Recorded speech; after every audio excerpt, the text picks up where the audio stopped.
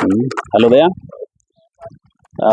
Today I'm now doing what we call a site visit to some of our clients to make sure that the works that are ongoing, the concreting, the slab setting, that these works are going in the right way.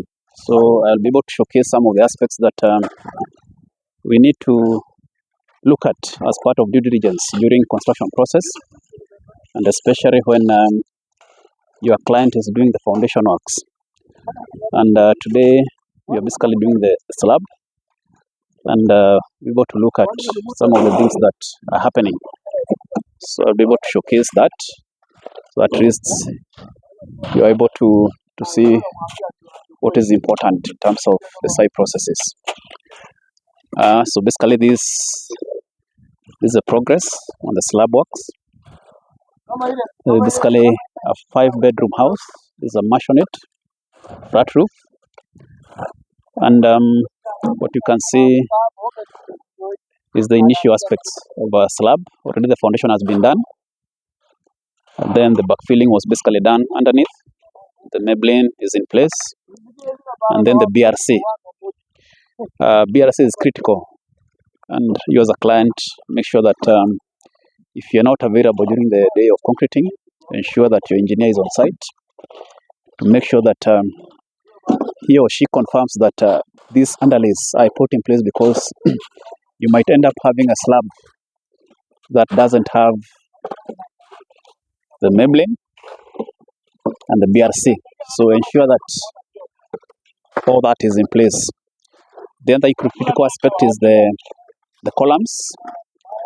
Make sure that the bars are in place as you concrete, to ensure that as you grow the columns, you grow them from an existing grown bars that has been left. So that's critical.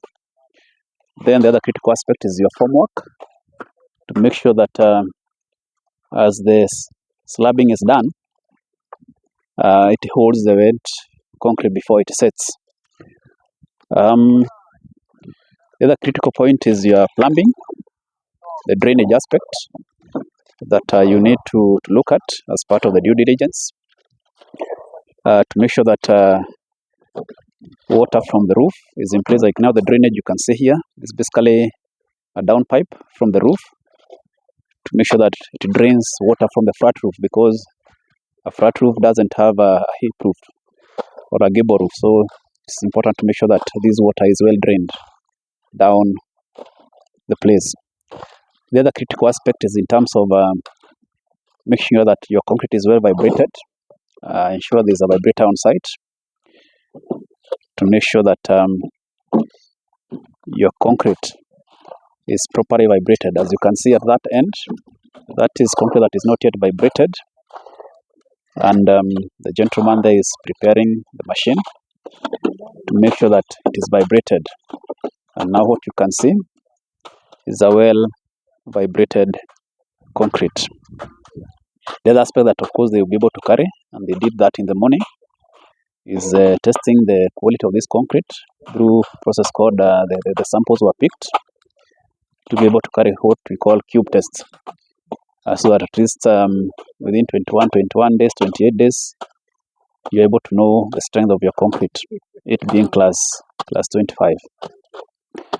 The other aspect that you need to look at the leveling. You can actually see there's a change of level at this point, and it's basically the change of level from the kitchen to the laundry area or the yard. So those are some of the things that you also need to check, so that at least the drainage is sorted out. You don't come later and start hacking your slab, so that you get some of these levels properly done. Then this other point you see here is basically a bathroom point. Actually, sorry, is a laundry point, because basically this is a laundry room. So there will be a machine around this area. So those points have been set, and also look at how they get water out. Again, the other point that you see down there, that's a bathroom point. Of course, there is the water drainage, there's the bathroom point, there is the flow trap. So all these points need to be placed as a plumbing aspect, and It's critical to make sure that they are set in place before you do the concreting, because otherwise you start damaging your slab as you come back to hack the slab. You can actually see quite good workmanship on the concrete. So in terms of curing, we are glad today it's not a sunny day, so we don't have honeycombing on the slab because of rapid drying or curing of the slab. So the slab will actually cure in a quite good way. These are some of more plumbing aspects. You can see the formwork was properly done. So these are very important things as part of due diligence. Due diligence is not just basically doing a search on a piece of land. It is actually also looking at what is happening on site. Whether as a consultant, as the owner of the building, it is good to have these things in place and actually also take photos as progress takes. So these are some plumbing works. The other important process is something called fumigation. It is important to make sure that you get the anti-termite, to make sure that you get fumigation properly done, so that at least in case of any termites in the foundations, you are taken care of on that aspect. The other critical thing to have during a day that you are concreting is to ensure that you have enough materials on site, so that you don't end up having work halfway done. It is water. Make sure that you have the buffer.